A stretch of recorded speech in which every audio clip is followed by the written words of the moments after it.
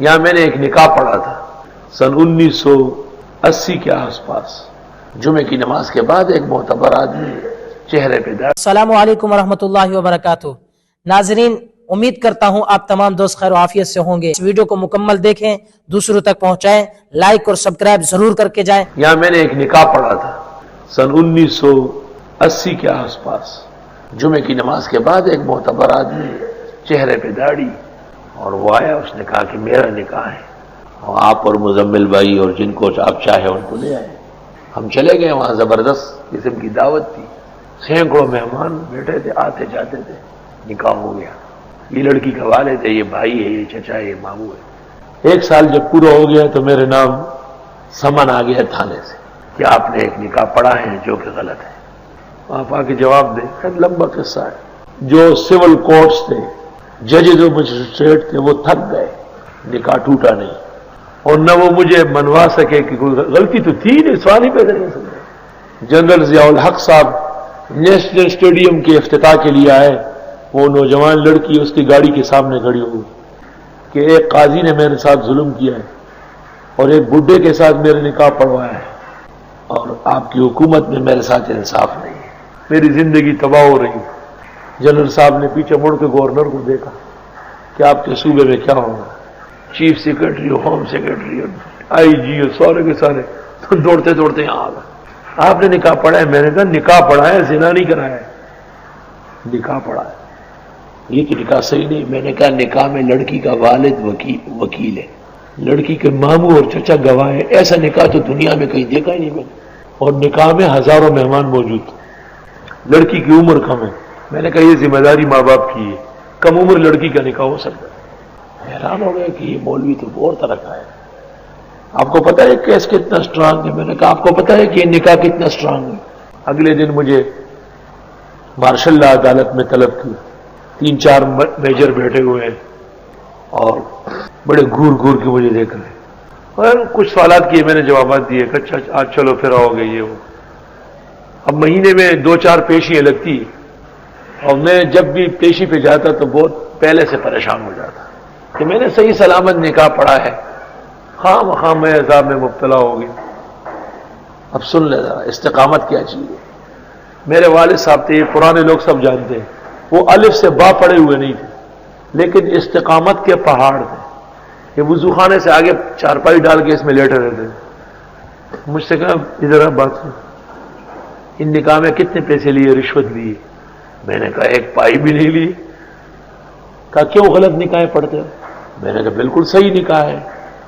کہنے لگے آپ کا ایمان ہے کہ یہ صحیح ہے؟ میں نے کہا پھر کیوں غمگین ہو رہے ہیں؟ جب حق پر ہو اور پریشانی آئی تو کیوں پریشان ہو رہا ہے؟ یہ کوئی ایمان ہے؟ یہ علم ہے؟ میں نے دل میں سوچا خدا ہے، قاعدہ نورانی اور بغدادی ہے تو اس نے پڑھا نہیں ہے، اور ایمان کتنا مضبوط ہے کہ جب آپ جانتے ہیں کہ حق قابو ہے تو قائم رہو، مضبوط رہو، تکلیف خدا کی طرف سے آئے گی، پریشان کیوں ہوتے ہیں؟ اس دن ذرا مجھے مضبوطی ہے بہت زیادہ، لینا زمانہ تھا، تھوڑی عمر تھی، تجربہ کم تھا نا۔ میں نے دل میں سوچا کہ یا اللہ، ایمان آپ کہتے کس کو ہے؟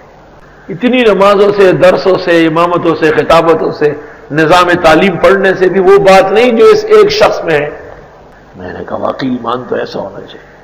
تو وہ لڑکے والے غریب وہ حق پر تھے، وہ گاڑی لے آتے تھے، میں اس گاڑی میں نہیں بیٹھتا تھا۔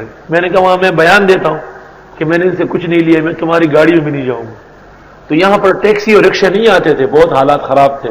وجہ یہ کہ لوگ سب گاڑیوں والے، رکشے والا اگر آتا تو ڈبل کرایہ لیتا آدمی سے کہ واپسی پر سواری نہیں ملتی۔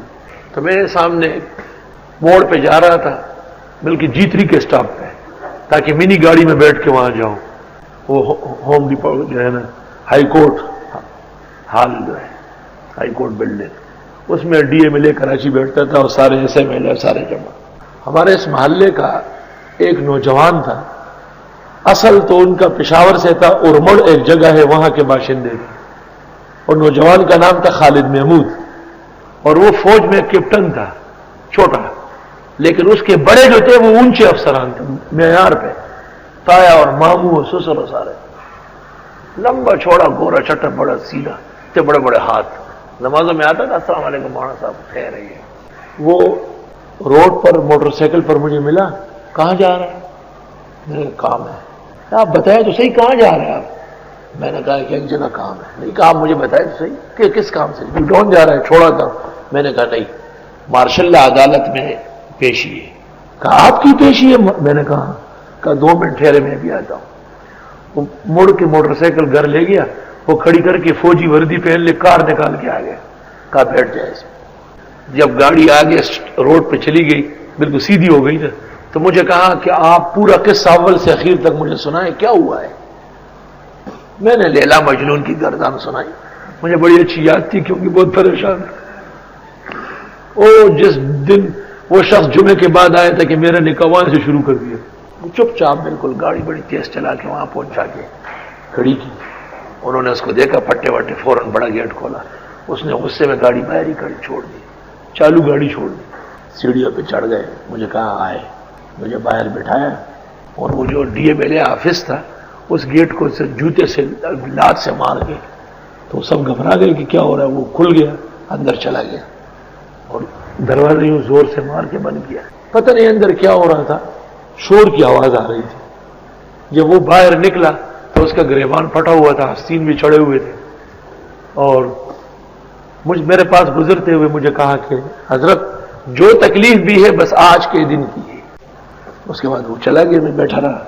کچھ دیر بعد گھنٹی بجی, میں اندر چلا گیا تو ڈی ایم ایل اے اس طرح بیٹھے, ریاض الرحمان ایسے ملے یوں کر کے بیٹھے, میجر اعظمی, میجر مشتاق, کرنل عرفانی, سارے جگہ جگہ بیٹھے ہوئے جیسے کسی کی پٹائی ہوئی ہو. کرنل عرفانی میری طرف دیکھ کے کہا حضرت یہ خالد محمود کو تو سنبھالے, کیسی بے عزتی کی ہمارے. کیا ہم کافر ہیں؟ ہم علماء کی قدر نہیں جانتے؟ وہ ایسا ہمیں پلید کیا, ایسا خراب کیا ہمیں اس نے. ہم کیا کریں؟ وہ فریق تنگ کر رہا ہے, جنرل ضیاء کو براہ راست کہا ہے, وہ ہمیں کہتے ہیں دوبارہ ہیئرنگ کرو, دوبارہ کرو. خیر جی, مجھے کہا کہ آج جو آپ بیان دیں گے جنرل صاحب خود سن رہے براہ راست بیٹھے ہوئے لوگ, ٹیلی فون کان پہ رکھ کے. میں نے جو بیان دینا تھا وہ بیان دے دیا. درمیان میں مجھے 1 منٹ کے لیے بند کر کے روک لیا کہ جنرل ضیاء الحق صاحب سنیں. میں نے کہا جنرل ضیاء الحق کا باپ سنیں, مسئلہ نکاح کا ایک ہی ہے, دوسرا نہیں. میں نے اس بیان میں یہ بھی کہا کہ جنرل صاحب کو چاہیے کہ اپنے فوجی افسر کو آرڈر دے کہ اس دولہے کو قتل کر لے, جیسے کہ بہت سارے ناحق قتل آپ کراتے ہیں. تو لڑکی فارغ ہو جائے گی, پھر جس میجر اور کرنیل کو دینی ہے دے دے. یہ محمد الرسول اللہ صلی اللہ علیہ وسلم کی شریعت کے ہوتے ہوئے جو نکاح پڑا گیا, جب تک یہ لڑکا نہیں چھوڑے گا یہ نہیں چھوٹے گی. نکاح 100% صحیح ہوا. بڑے واقعات درمیان میں, تفصیلات, رجسٹر, قاضی, عدالتیں, یہ وہ سب آ چکے ہیں. وہاں سے انہوں نے پتہ نہیں کیا کہا, مجھے کہا بس ہو گیا. 15-20 منٹ کا بیان تھا. میں جب روانہ ہو گیا تقریباً 1 یا 1:10 بج رہا ہوگا, صبح 10 بجے کا گیا ہوا. تو ایک آدمی پیچھے سے آیا کہ کرنل عرفانی یاد کر رہا ہے آپ. میں نے کہا خدایا پھر کوئی مصیبت ہوگی. اس نے مجھے کہا کہ 1 تو بج گیا, کہاں جا رہا ہے, آج آپ نماز یہاں پڑھ لیں. میں نے کہا میں اپنے یہاں پہنچ جاؤں گا. کہ نہیں, ایک نماز یہاں بھی پڑھ لینا. میں چلا گیا, میرا وضو تھا لیکن قصدن تو عورت خانے میں چلا گیا اور آدھا گھنٹہ بیٹھا تاکہ یہ لوگ اپنی نماز پڑھ لیں. مجھے پتا تھا کہ مجھ سے پڑھوانا چاہتے ہیں. جب میں باہر آیا, مسجد پوری بھری ہوئی ہے, اسمبلی ہال کی. امام صاحب کو بھی باندھا ہوا ہے کہ خبردار, ایک مولوی آیا ہے وہ پڑھائے گا. میں نے آ کے سنتوں کی نیت باندھی اور بڑی تفصیل سے سنت پڑھی. جب میں فارغ ہو گیا, کرنل عرفانی مجھے کہہ رہا ہے 20 منٹ ہو گئے لیکن آدھا گھنٹہ اور بھی گزر جائے, امامت آپ نے کرنی ہے, جلدی کرو, آپ بھی چھوٹیں گے, ہم بھی. میں آگے ہو گیا, نماز پڑھائی. نماز پڑھانے کے بعد مجھے ہاتھ سے پکڑا, کہتے ہیں بہت ستایا ہے آپ کو, بہت تکلیفیں پہنچائی, آج 1 کپ چائے تو یہاں پی کے جائے کہ ہم کوئی معافی تو مانگے. میں چلا گیا. بریگیڈیئر ریاض الرحمان بھی آیا, ڈی ایم ایل اے صوبہ Sindh, S M L A بھی آیا, سارے میجر آئے, بیٹھ گئے, دروازہ بند کیا. مجھے کہتے ہیں مولانا صاحب آپ کو تکلیف تو پہنچی ہے, ہم معافی مانگتے ہیں, ہم تو مجبور ہیں, اوپر سے احکامات ہیں, لیکن آپ کو کچھ پتہ ہے کہ آپ کی وجہ سے اسلام کی عزت کتنی بڑھ گئی ہے. اف, ایسا مضبوط نکاح ہوتا ہے کہ وہ ٹوٹتے ہی نہیں. سارا صوبہ سندھ کے گورنر, سارے افسران, سارا ماشاء اللہ, ساری فوج, سارے ججز, سارے کورٹس ایک طرف اور آپ دوسری طرف, اور نکاح وہی کا وہی رہا. خدا کی قسم ہماری خواہش ہے کہ ہم سب کا نکاح دوبارہ پڑھ لیں.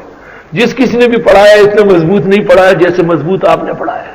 میں نے کہا کہ یہ تو شریعت کا حکم ہے کہ نکاح طریقے سے منعقد ہوتا ہے اور طریقے سے ہی ختم ہوتا ہے، اس کے خلاف کوئی کرے گا تو کچھ بھی نہیں ہوگا۔